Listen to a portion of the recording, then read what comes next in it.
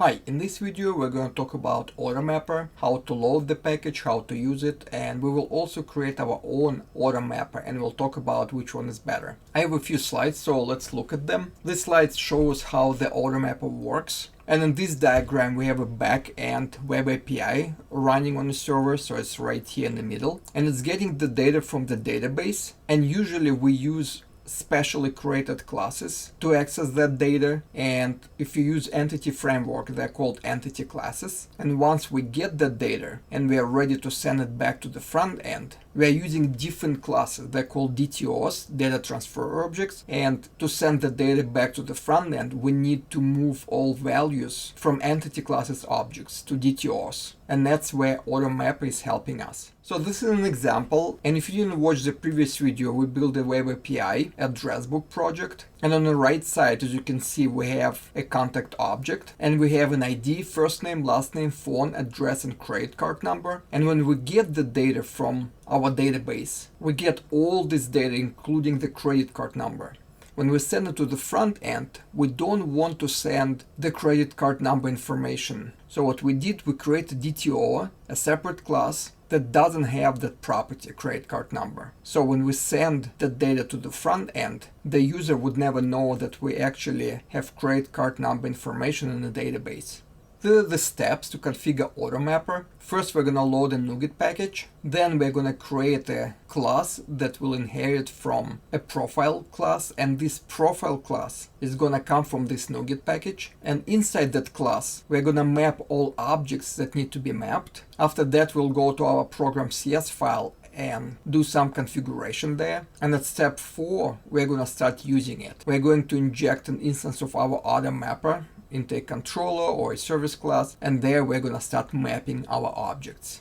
We're also going to talk about projection, and this is where we map properties from different objects that have different names. We're going to look at a few examples of those. And before we start using our AutoMapper package, we're going to actually create our own mapper, and these are the steps that we're going to use to create our own custom AutoMapper. Let's go to our web API project that we created in the last video. It's running right now. Let's look at the Swagger UI. We have 1, 2, 3, 4, 5 endpoints, and we can get all contacts. As you can see, we have 3 contacts and they're all hard-coded. We can also get contact by ID, we can create a new contact, we can update a contact, and we can delete a contact. I'm not going to do it. If you want to see how it works, you can watch the previous video. Instead, let's jump to code and see how it works and where we need to use our AutoMapper. Here in our contacts controller, we have all our endpoints. So this is our all contacts endpoint, and this is HTTP GET method. And to get the data, we're gonna go to this contact service where there will be a get all contacts method. So let's go to that contact service. And here, as you can see, let me unpin it. We have our list of objects, and it's just hard-coded. In the next video, we'll add a database and we'll connect to our database using entity framework. So for now, here we're creating an empty list. We call it contacts, and then we create 3 objects and initialize them. As you can see here, we have a credit card number, and this contact object, this is how it looks. So we have a few properties. And here in get all contacts method, we're looping through all our objects, and for each object, we're creating a new contact DTO object, and we map all these properties to the properties of this contact DTO object. Let's look at our contact DTO. Here we have the same properties with the exception of our credit card information, and these annotations are used for model validation. Let's go back to our contact service. And for all different methods here, get all contacts, get contact by ID, create contact, update contact, and delete contact. For most of them, we do the same thing. We map our contact objects to our contact DTO objects. And it's not a best practice to repeat the same code again and again. So what we're gonna do, we're gonna create a separate class where we're gonna do all this mapping, and that class will be our custom AutoMapper. So let's start working on it. Let me pin Solution Explorer. Let me stop my application. And I'm going to create a new folder. I'm going to right click on my address book API, add new folder, and I'm going to call it mappers. And inside that folder, I'm gonna create a class. I'm gonna say add class, and I'm gonna call it myMapper. After we created this class, we are gonna create a couple of methods here.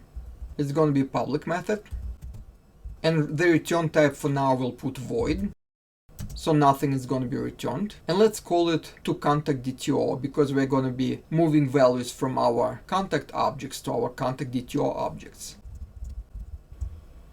No parameters yet. This is going to be our first method, and let's create another method to ContactDTO list. So it's going to be again public void, and we're going to call it to ContactDTO list. This first method to ContactDTO is going to have one parameter. It's going to be our object contact, and we're going to call it contact. As you can see, I have this using statement now, and here it's going to be, instead of a contact object, it's going to be a list of those objects. List of contact objects, and we're going to call it contacts. After we get this contact object, we're going to convert it into ContactDTO object, and let's go back to our contact service, and we can actually use this code. I'm going to copy it, Control-C. Paste it here, and here it's underlined because we put void as the return type, but we need actually to put this ContactDTO object instead of void, capital C. And let's do the same thing with this method. So first thing inside this method, we're going to create a list of our DTO objects, and we actually have this code again right here. I'm going to go back. And again, we need to return instead of void, it's going to be the list of our ContactDTO objects.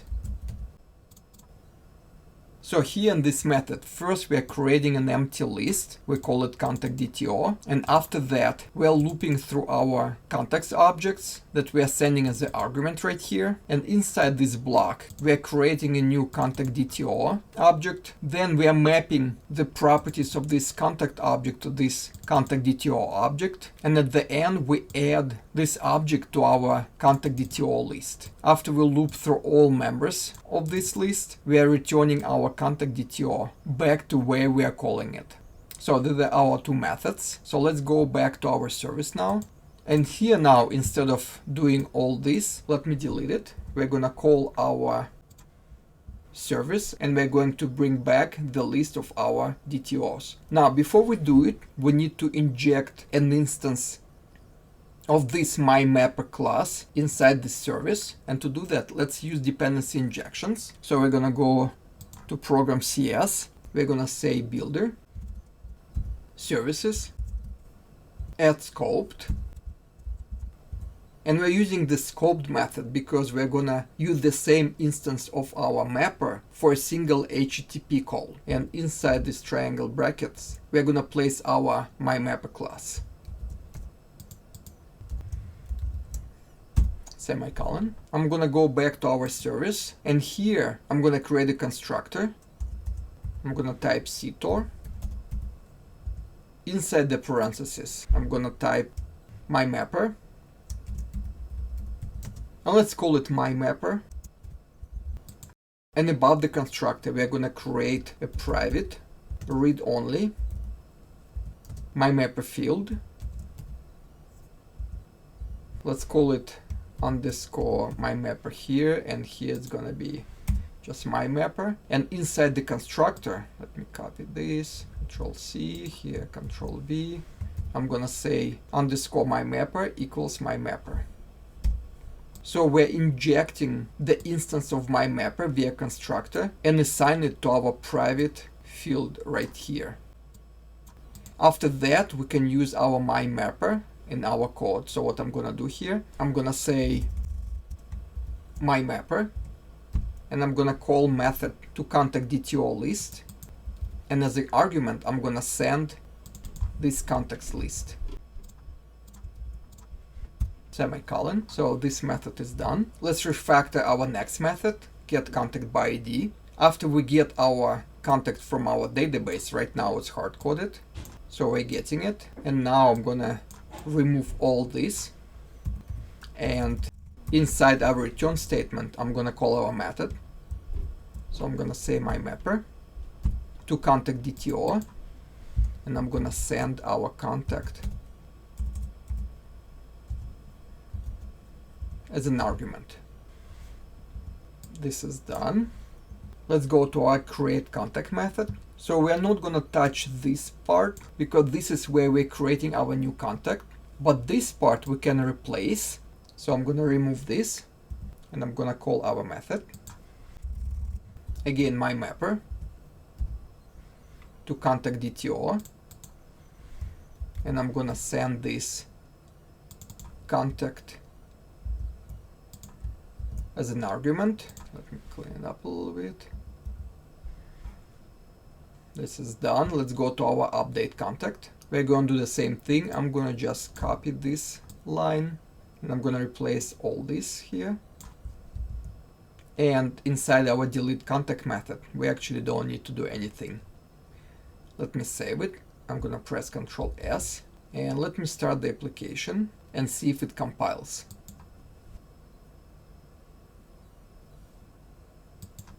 It compiled successfully. Let's see if it works. Try it out, execute, and we get all the data. Let's try this method. We're gonna pass ID 2, execute, and we get our data.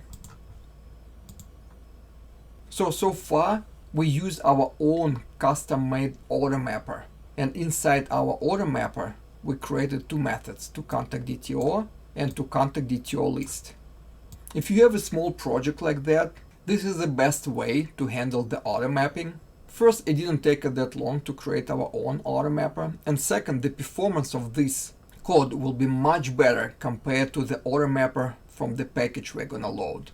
When we load our package, we are bringing a lot of code, and that code can handle all kind of difficult situations. For example, if you have nested objects and you need to convert it into objects that are not nested, that AutoMapper package will handle it.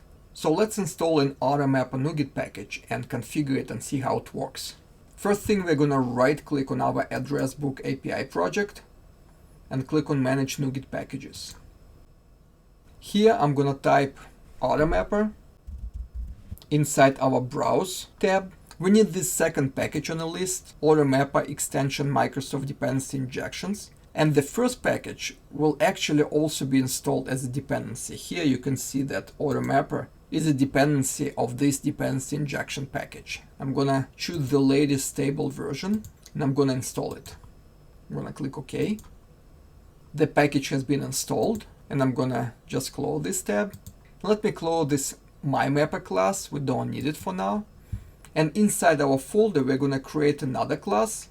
So I'm gonna right click, add class, and I'm gonna call it AutoMapper config. Enter. After the class was created, I'm gonna put here colon and I'm gonna type profile. As you can see, this class is coming from the AutoMapper package, so I'm gonna click on it and it's gonna bring this using statement. And after we inherit it from this class, we can start configuring our mappings. So inside this class, we need to create a constructor. So I'm gonna type ctor tab, and as you know, a constructor in C# has the same name as the name of the class. And inside our constructor, I'm gonna start creating our mappings. First, you're gonna type create map, and inside triangle brackets, you're gonna first put the source. So our source is gonna be contact object, and our destination is gonna be contact DTO. After that, parentheses, and for now I'm gonna put semicolon. So I'm gonna save it, Ctrl S. So our map is created, but before we use it, we need to go to our program CS file and configure dependency injection of our AutoMapper package. There are two ways you can configure your dependency injections for AutoMapper. Let me put it on the screen. So this is one way, and this is another way. So either way would work. Let me just use this one. So I'm gonna just copy it, and I'm gonna place it right here. Let me create a comment. I'm going to paste it here, Ctrl V. Save it, Control S. And after that, our AutoMapper is fully configured and we can start using it. Let me go back to our contact service. We already have our own custom-made mapper, but we're gonna just leave it here and we'll create another private field. And here we're gonna actually use iMapper interface. And we're gonna call it AutoMapper. After that, we're gonna inject it via constructor. I'm gonna say iMapper. And I'm gonna call it AutoMapper. And here in the body of the constructor. So we have an instance of our AutoMapper. So let's try to use it. First, let's use our AutoMapper inside this get contact by ID method. So I'm gonna comment out this line. And here I'm gonna type return again. And I'm gonna put dot map. And inside triangle brackets, I'm gonna put the return type. Or here it's marked as destination. So I'm gonna say contact DTO. And in parentheses, I'm putting our contact object. So that's all. Let's go to the next method. And we're gonna do the same thing.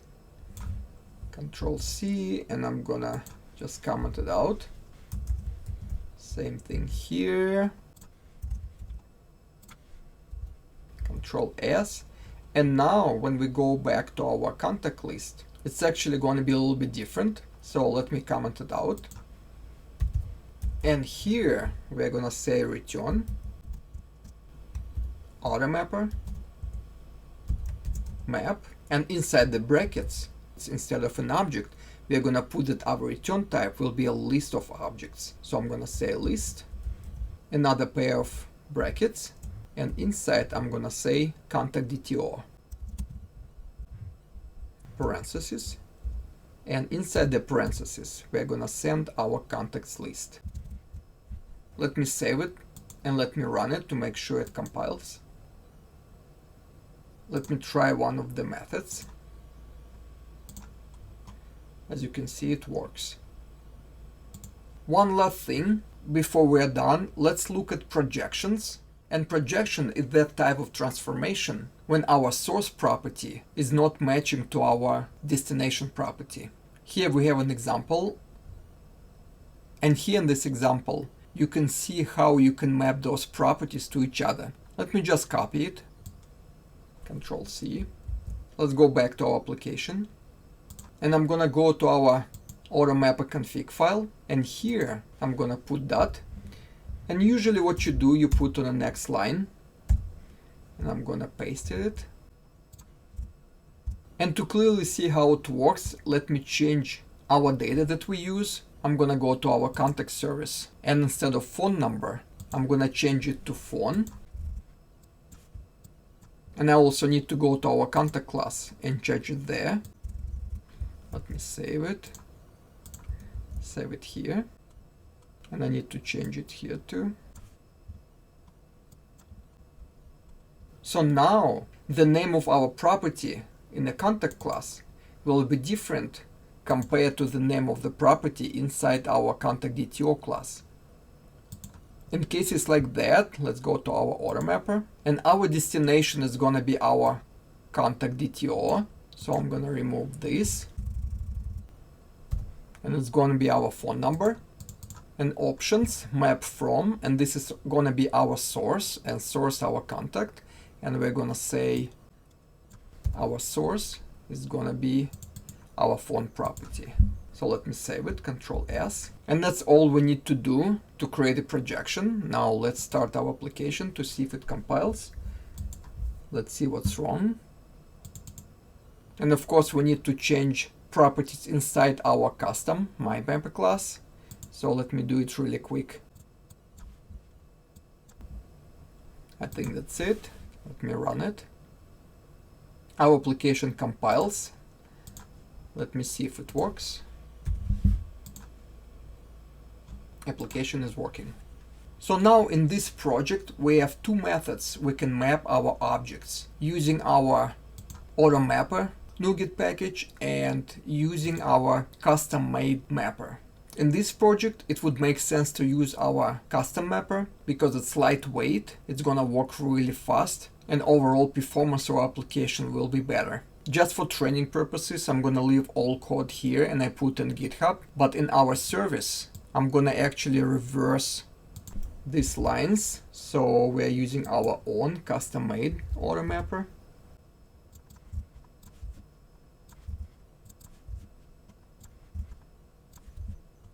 Let me save it to make sure it compiles. It works as expected. And in the next video, we'll continue working on our API project, and we will put all this data inside the database and connect our application to this database using Entity Framework. I hope this video was helpful, and thank you for watching.